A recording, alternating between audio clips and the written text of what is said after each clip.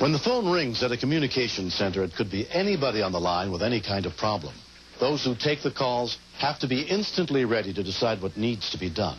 But on September 11th, 1990, a call came into the Mathews Volunteer Rescue Squad in Mathews, Virginia, that left dispatcher Eric Dieters with more questions asked than answered.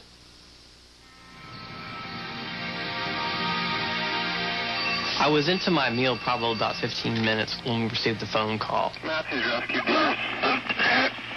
Yes. Eric! Who is it? I heard only one thing, a voice cry, Eric. Who is it?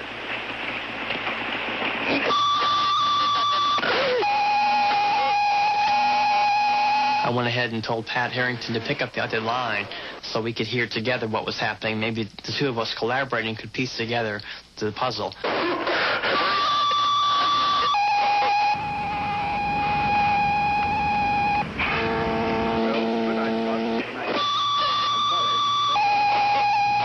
After the pager went off, we could hear just the alert tone, but no dispatcher's voice, which is unusual.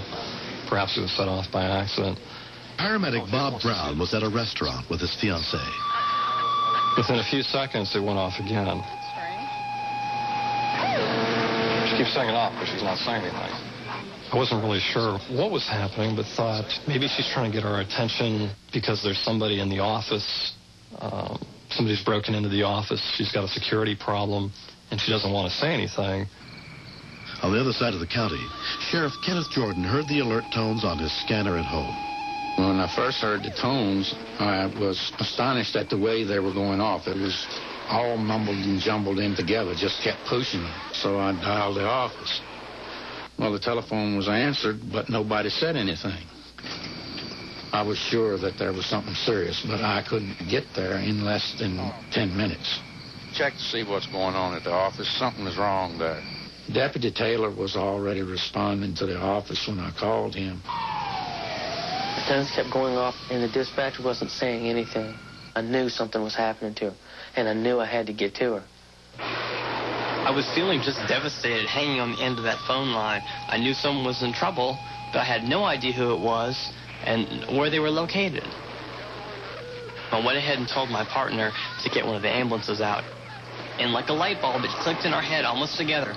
These tones, which only originate at the sheriff's office, and the call on the line were coming from one and the same place. In the course of just a few seconds, really, we realized what was happening. She's choking. The realization that another person's life is depending on your immediate intervention is a terrifying thought. The sheriff's office is across the court green, a distance probably of maybe 200 yards. If her life depended on it, I had to get there quickly.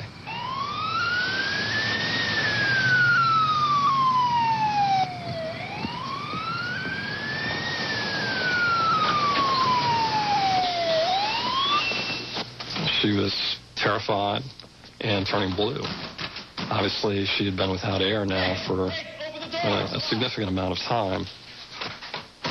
I wasn't sure if she would actually be able to make it to the door to open it for me.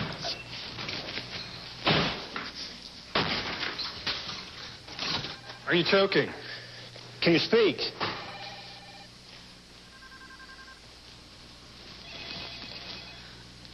I do the Heimlich maneuver, and nothing happens. And I did it again and again, harder and harder. And I'm thinking to myself, if this thing doesn't come up, this woman's going to die.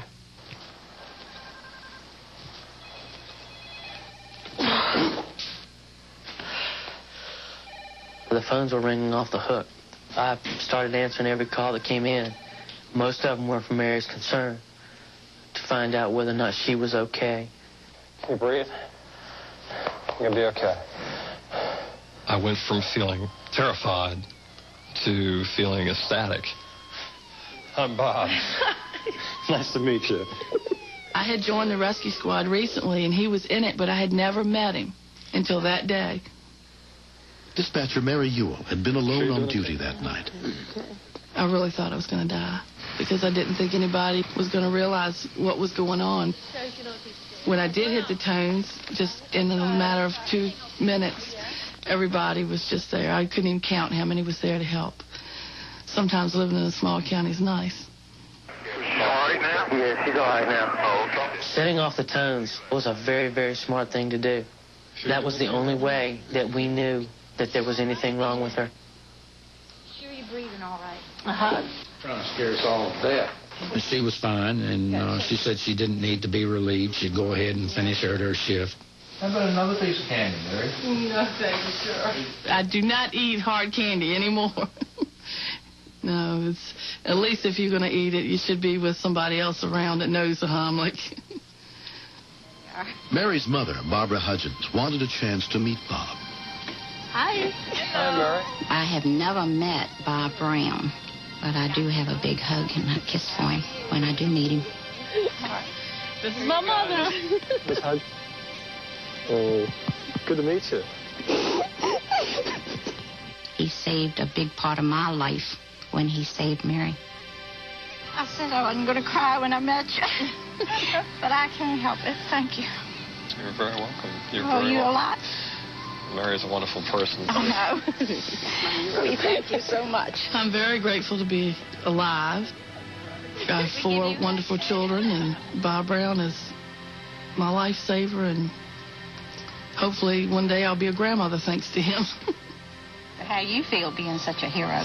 Well, it's kind of embarrassing, really. Yeah, I never feel that. No, I think Any time you save someone's life is a very special thing. anyone can learn to do the Heimlich maneuver, and the chance to save another person's life is something that will stay with you for as long as you live. First thing you did was hugged, huh? Yeah. A lot of crying on your shoulder. Yeah, a lot of heavy breathing.